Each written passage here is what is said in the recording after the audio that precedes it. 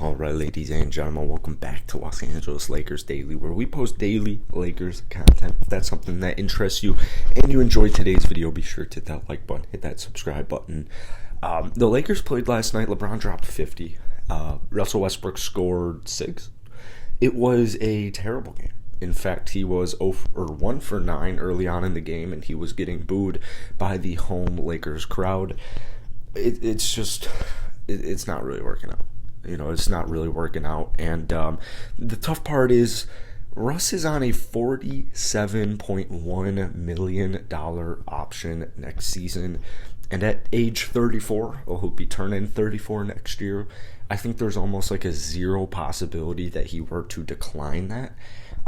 Unless Russ is actually not here for the money and he actually just wants to go somewhere where he's appreciated, which, it's not that far-fetched, but I think it's more so the fact, like, you're about to be 34 and you have the opportunity to make $47.1 million. Like, players love their guaranteed money, man. There's just no way. I don't see any way Russell Westbrook declines that.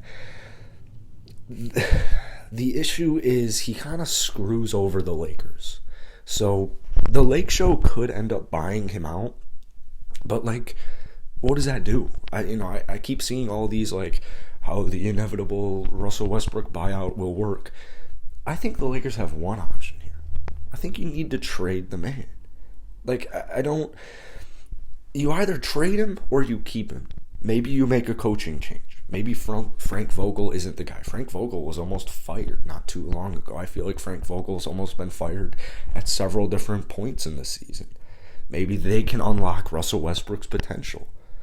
It's just the way he fits is so bad, and the way the season's gone, it just seems like an inevitable either buyout, trade, release. It's inevitable. Like, that's really how it's looking right now. And, maybe I think from the Lakers standpoint, I think you need a good playoff performance from Russ.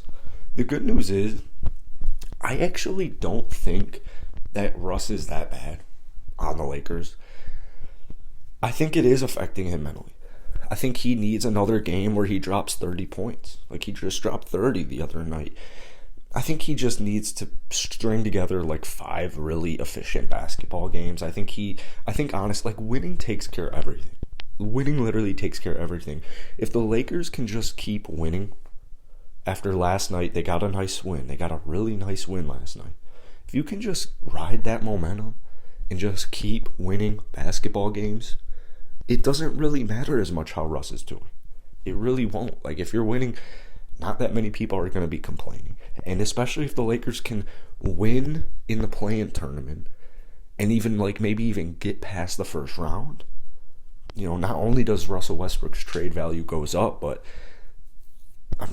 that's just great. His whole value goes up in general. I think we're looking at possibly next year. I don't know how it's going to work out, but I really think you're going to see a Russell Westbrook for John Wall swap.